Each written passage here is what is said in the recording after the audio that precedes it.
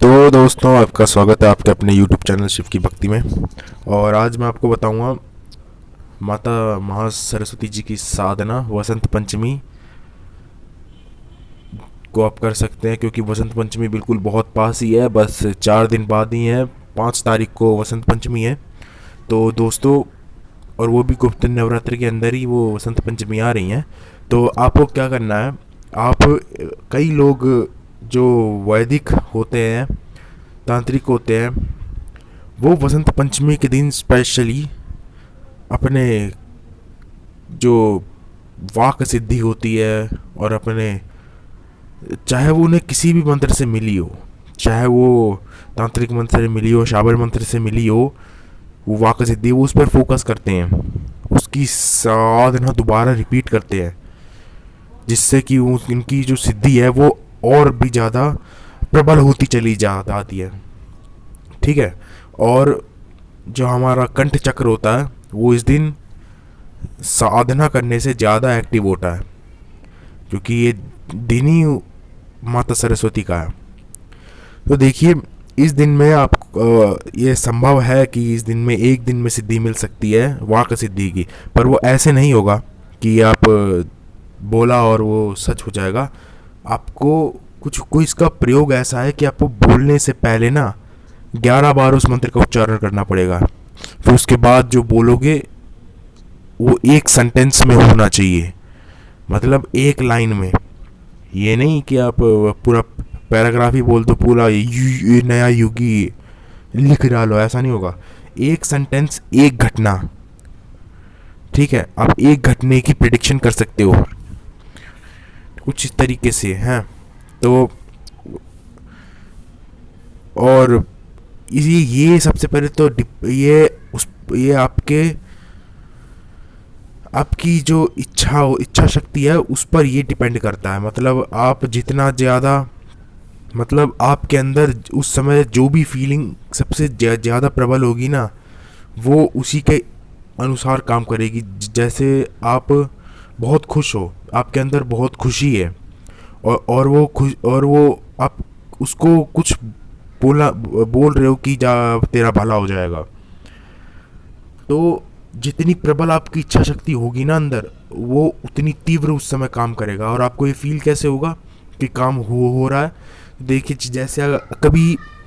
जैसे बहुत ज़्यादा गुस्सा आता है किसी को, अगर उस समय बहुत ज़्यादा गुस्सा आ रहा है, मतलब जो वो नहीं होता लिमिट के पार अब बस हो गया, वैसा गुस्सा आ रहा है और आपने मंत्र प्रयोग कर दिया और उसको कुछ बोल दिया, तो आपको फील होगा कि जो गुस्सा है आपका, आपको ये फील जैसे आपको उसे कुछ भी बोलना है, जैसे श्राप ही देना है। ठीक है, ये समझा रहा हूँ, करना नहीं है। ठीक है, आपको उसे श्राप ही देना है। ठीक है, जैसे श्राप आज पहले दिया करते थे। तो ये गुप्त विद्या होती है, इसे ऐसे करा जाता है कि जैसे आपको बहुत ज़्यादा गुस्सा आ रहा है और आपने अपने हाथ में कोई भी 5 तत्वों में से कोई भी एक चीज़ ली, या फिर ली ही नहीं, आप इस मंत्र का 11 बार उच्चारण करोगे। फिर जो भी चीज़ को आप साक्षी मान रहे हो, उसको साक्षी मानकर बिल्कुल जैसे संकल्प नहीं लेते, बिल्कुल वैसा ही आप उसको जो भी बोल दोगे, और उसके बाद उसकी तरफ वो चीज़ फेंक देनी है। जैसे पानी है तो पानी फेंक देना है, हवा है तो फूंक मार देनी है, बिल्कुल ऐसे ही। और आपको ये सब करते हुए ये फील करना है कि आपका गुस्सा एक तरफ एकत्रित हो रहा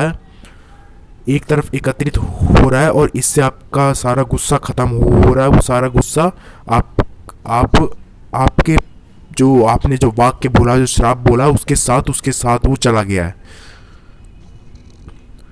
ठीक है, अब आप मेरे कहने का मतलब समझ रहे होंगे। जैसे आपको बहुत ज़्यादा गुस्सा आ रहा है और आप अगर उसको कुछ कहते हो, तो आपको ये फील करना है कि आपके अंदर का गुस्सा, उस गुस्से की जो एनर्जी है, वो एनर्जी मेरे उस वाक्य के साथ निकल गई है। ठीक है, मंत्र की शक्ति तो अपनी जगह काम करेगी, वो वाली शक्ति भी काम करेगी, क्योंकि आपने सुना होगा, मतलब जो बड़े बूढ़े कुछ दिल से कोई बात निकलती तो वो सच होती है, वो यही होता है। ठीक है मित्रों, तो अब मैं आपको साधना बता देता हूँ। साधना कुछ इस प्रकार है, देखिए दोस्तों, बिल्कुल वाक सिद्धि प्रदायक साधना है ये। ठीक है, तो ये साधना कुछ इस प्रकार है। वसंत पंचमी के दिन सुबह जल्दी उठकर आपको स्नान करना है, और स्नान करते समय एक मंत्र आपको बोलना है। वो मंत्र आपके स्क्रीन पर शो हो रहा होगा, वो मंत्र है, नमो स्नान करी निगुण देव बुद्धि मारी, सागरी शंकरासुर मारू, गेला चारी वेदी उद्धारी, नमो गुरुदेवाय नमः आदेश। ठीक है दोस्तों, ये मंत्र आपको बोलना है पूरा।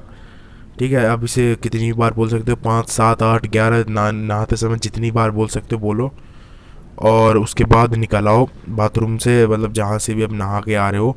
फिर उसके बाद साफ कपड़े आपको धारण करने हैं। वो कपड़े काले नहीं होने चाहिए, फटे नहीं होने चाहिए, और कहीं और रेडीमेड नहीं होने चाहिए।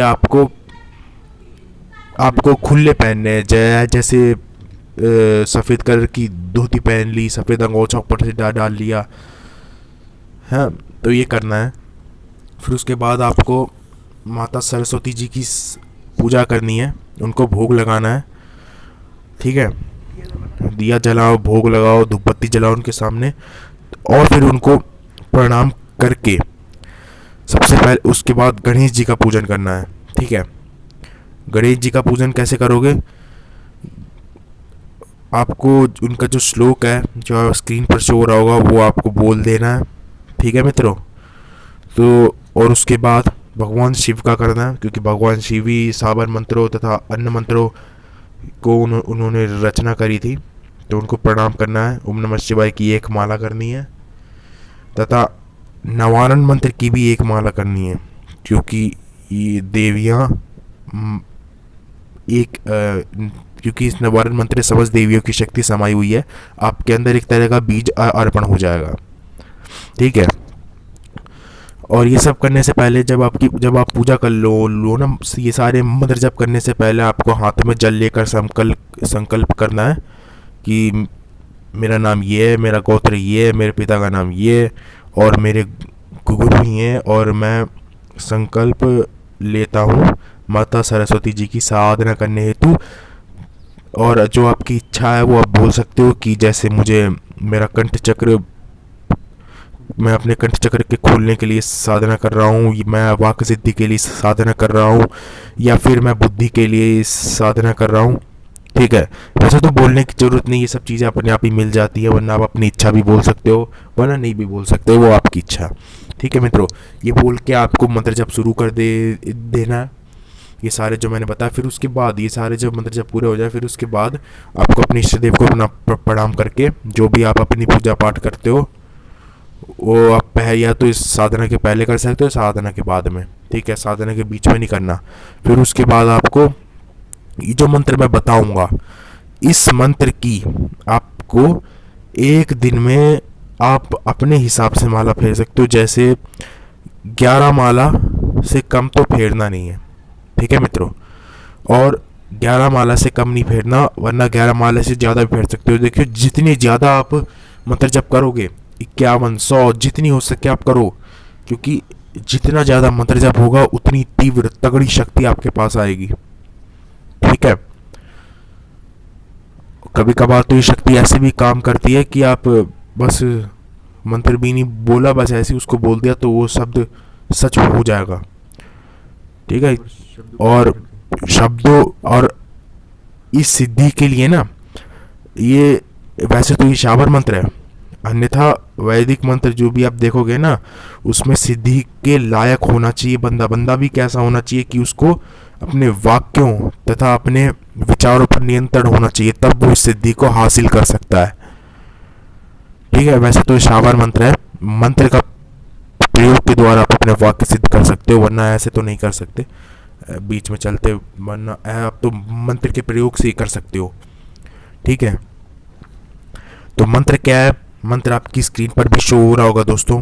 मंत्र है ओम ह्रीम श्रीम ऐं वाग्वादिनी भगवती अरहन मुख निवासिनी सरस्वती ममांसे प्रकाश कुरु कुरु स्वाहा एम नमः। देखिए दोस्तों कितना छोटा मंत्र है। इस मंत्र की आप तो एक बैठक में जो साधक होगा वो तो एक ही बैठक में इनकी करीब करीब 51 माला निकाल लेगा। ठीक है मित्रों, एक बार फिर से मंत्र बता देता हूँ, स्क्रीन पर भी शो हो रहा होगा। ओम ह्रीम श्रीम ऐम वाग्वादिनी भगवती अरहन मुख निवासिनी सरस्वती ममांसे प्रकाश कुरु कुरु स्वाहा एम नमः। ठीक है मित्रों, ये मंत्र आपको करना है और साधना विधि मैंने आपको बता दी है। बाकी आप भोग में क्या लगा सकते हो, भोग में आप दूध से बनी चीज़ें कुछ भी भोग लगा सकते हो।